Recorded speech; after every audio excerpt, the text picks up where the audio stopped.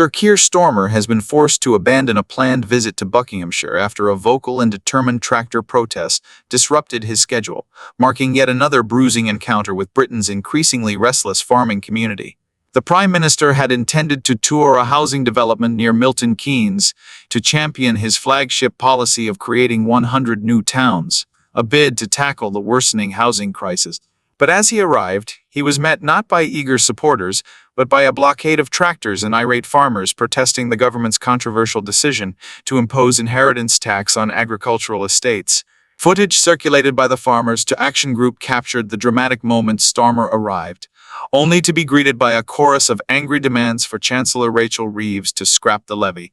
In one clip, a farmer can be heard shouting at Starmer's departing car, "If you're in there, just talk to us." The backlash proved enough to derail the Prime Minister's plans, with Starmer reportedly calling off scheduled media interviews and departing the scene under pressure. If cameras managed to capture him addressing builders on site before the retreat, remarking, "It must be really incredible to be part of building not just houses but building a community." His words, however, were quickly overshadowed by the escalating protest outside. This latest confrontation follows days of intense farmer-led demonstrations, including a dramatic tractor blockade in Westminster, as anger mounts over what campaigners have dubbed the family farm tax. The government's rural policy took another hit earlier this week when a senior minister sparked outrage by dismissing agriculture as not high in the pecking order, a remark that provoked heated clashes in Parliament.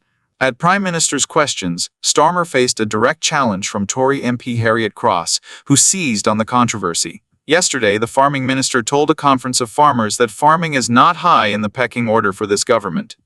Given the heartless family farms tax, is his minister correct? Yes or no? Under fire and visibly cornered, Starmer scrambled to contain the damage, rebuking his minister's remarks and insisting, "Farming's top of the agenda as far as I'm concerned." His response was met with derisive laughter from opposition benches. Outside Parliament, Mo Metcalfe, Fisher of the Countryside Alliance, delivered a withering assessment of the government's credibility on rural affairs, telling the Express, "The news that farming is top of the government's agenda comes as somewhat of a welcome surprise. But with the Chancellor refusing to engage on the so-called family farm tax, pressure is only mounting. Unless Starmer and his team can quell the unrest, the backlash from Britain's farming heartlands may yet prove to be a major political liability." Keir Starmer mocked over false choices tax claim as farmer backlash intensifies. Sir Keir Starmer is facing fresh ridicule over his claim that the British public must choose between lower taxes for farmers or better public services, as anger over the government's inheritance tax overhaul continued to escalate.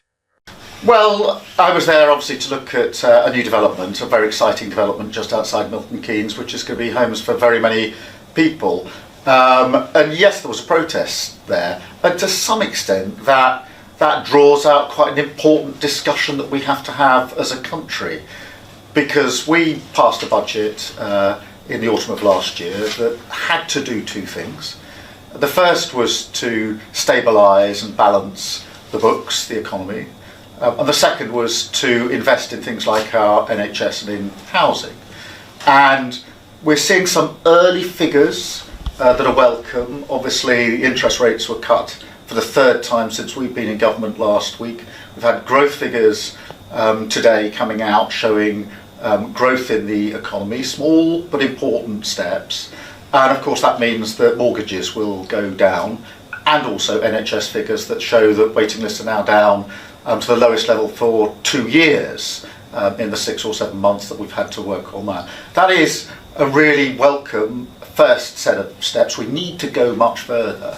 But in order to balance the books, we had to take tough but right decisions on national insurance contributions and ending the tax break for farmers.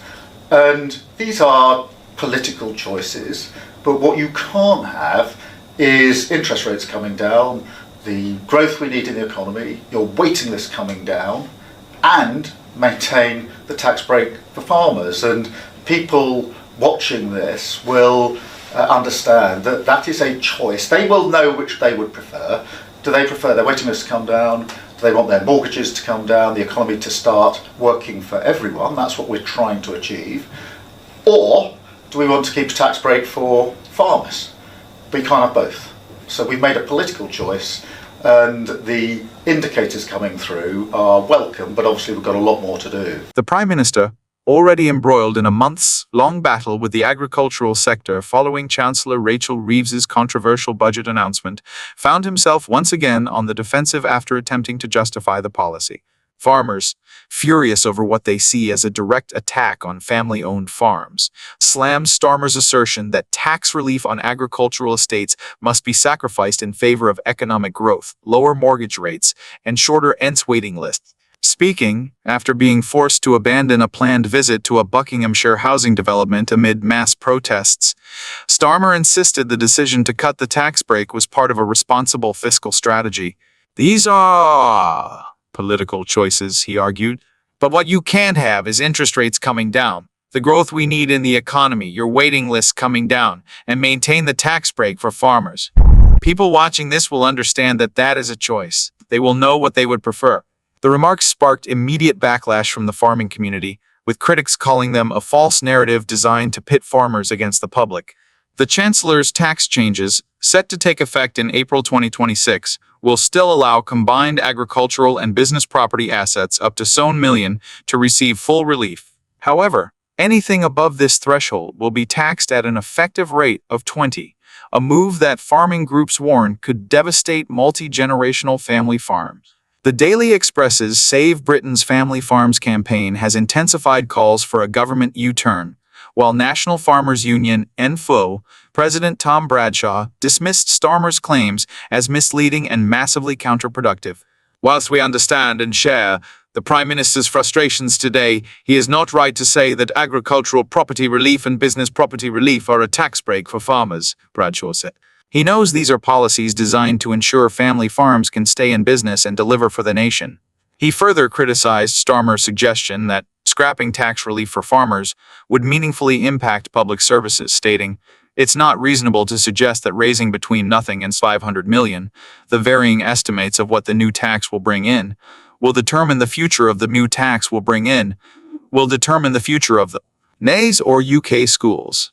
The NFO has repeatedly attempted to engage with the Treasury, with Bradshaw revealing that the union has proposed revenue-neutral reforms to the tax system that would protect farmers while still meeting the government's fiscal goals. He confirmed that meetings with the Exchequer Secretary are scheduled for next week, adding, "We hope that, despite today's events, he will welcome and consider these proposals properly." However, Starmer is now facing dissent from within his own party. Labour Antonia Antoniazzi broke ranks to call for a pause on the inheritance tax changes, warning that more time is needed to assess the full impact on rural communities.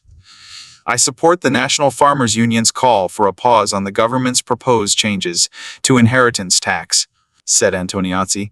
For Gower, "We need time to gather information to determine the full impact the changes will have on family farms in Wales."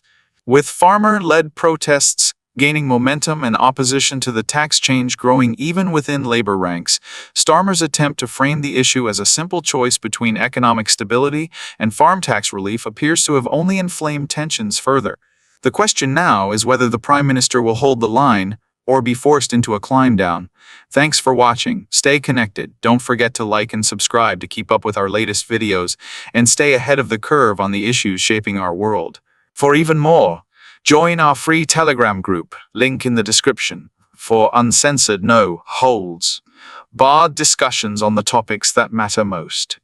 Be part of the conversation. Your voice counts.